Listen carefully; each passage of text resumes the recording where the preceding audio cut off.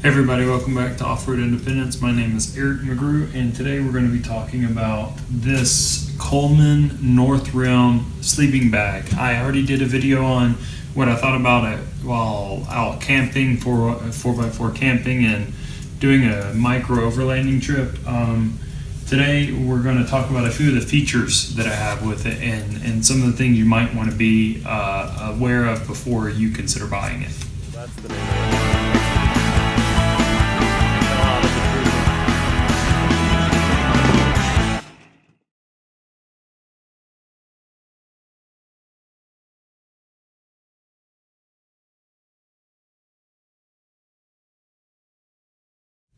So first off, the sleeping bag does come with a stuff sack. I don't use it because it's really hard to get the bag in and out of the stuff sack. That's not uncommon for sleeping bags.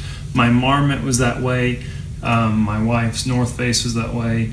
The only difference is that the Marmot and the North Face both had compression bags with them. So you had straps that would tighten it down. This does not have that. It's just a polyester nylon bag that has a drawstring at the top of it. You can get it in there. It's pretty tight, pretty difficult, and I feel like I'm going to tear the bag every time. So I actually haven't been using it, but it does work. You can get it in there. That's one thing to keep in mind. The other thing is that the foot down here is a box form instead of it being tapered like a lot of the mummy bags are. I have size 13 feet and my feet do fit in it. It's but they're touching top and bottom all the time. There's not a whole lot of space in there for that. So if you have big feet, keep that in mind. And then this bag I think is quoted for a 6'1" person. I'm 6'2", so I can fit in it even with the hood on my head, but it is fairly tight. It doesn't have a whole lot of extra space in there. So if you're tall, that's also something to keep in mind. Now, if I had smaller feet, my height being what it is, it would be even more comfortable, of course. But because I have such big feet and I am tall, then it is a little bit tight in the area of the foot. It does have these tabs for pulling and hanging with. They're strong. They seem to be sewn on well. So that's nice. It of course has the Coleman logo here. It does have the info on the tag here. It is washable. You can wash it in the washing machine, which, I mean, these days most bags you can, at least of this quality, because there's no down in it. It's just synthetic fiber that is the insulation.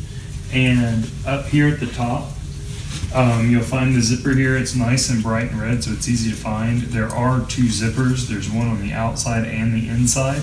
Well, it's the same zipper, but you know what I mean. That has two handles. So you can zip yourself up inside of it. And it does zip fairly easily when it's completely flat. You get it a little out of skew, and like any of these bags, the inside wants to get zipped up a little bit, but it's not as bad as some of the cheap bags I've had. Some of the cheap bags I've tried, I've used, or I've had have been really, really bad. This one's actually pretty good. You just have to work with it a little bit. I never felt claustrophobic in it or like I was trapped. So that's a good thing. And I used it for 3 or 4 nights so far. So that's a decent thing. Down here it has a double zipper that you can detach if you want.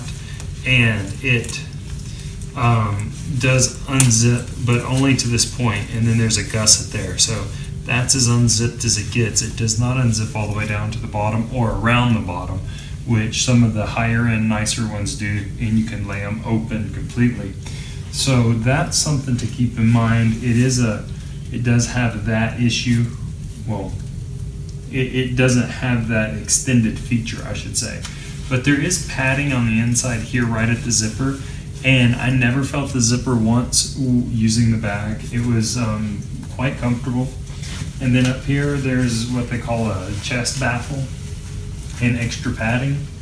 I didn't really notice what difference that makes. So it may be something you understand and are looking for. For me, it wasn't a big deal.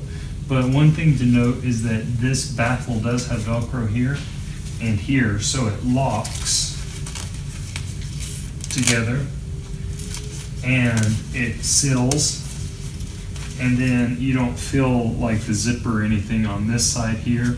The stitching seems to be pretty good on it, which is a good sign.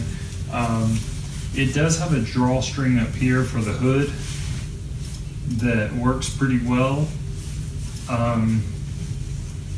So that was comfortable enough. The hood was a little big for my taste, but not overly so. The shoulders were more than spacious for me.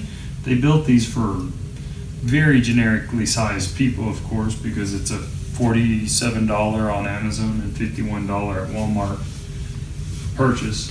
Also, for whatever reason, they decided that not only were you going to be able to zip this up, but once you get it zipped up, then there's a 2-tab Velcro strap that you can select which one you want to use, the first one or the second one, to Velcro this together.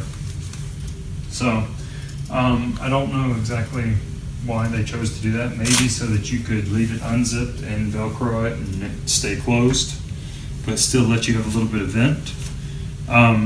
I didn't need any vent. It was like ventilation. It was like 40, low 40s, high 30s, and I was wearing a sweatshirt and jogging pants while I was sleeping. So it says it's a 0-degree bag. I'm not so sold on that quote, but it is a good bag, especially for the price you pay. It's not going to be the world's best bag for $51 for sure. I mean, high-end bags are much more expensive than that. But if you need something that you already are going to be up in the mountains and you're going to have the clothes for it, then especially if you're car camping, 4x4 camping, or overlanding and you have extra gear in your truck anyway, then this is probably a good and reasonable bag for a budget setup. So it was comfortable. We slept in it for 3 or 4 nights. I was happy with it. It wasn't a perfect bag by any means. I wouldn't trust the 0-degree rating, but all the features function on it well. Even being 6'2" with size 13 feet, it was fine. So I hope this kind of gives you guys a better overview of this bag and what you can expect from it. Check the description below. You'll find the link to Amazon for it. I think it's also a Prime item, so if you are a Prime member, you can get it in 2 days. And it's only $47-ish from Amazon, at least the last time I checked. So swing by there. If not, Walmart in our local area had them on sale for $51 or $50.99, something like that. So go by there and check it out if you need as well. And I hope that the video was beneficial for you guys. I hope you guys like these budget and value-oriented overlanding 4x4 camping equipment videos that I'm doing. And I hope to see you guys in the next video. Please also don't forget to stop by and comment, share, like, and subscribe. With the subscription, hit that bell beside subscribe so that you don't miss one episode that I do. And don't forget to check out my Patreon page, please. And look forward to doing more of these videos for you in the future, and I hope to see you in the next one. Thanks.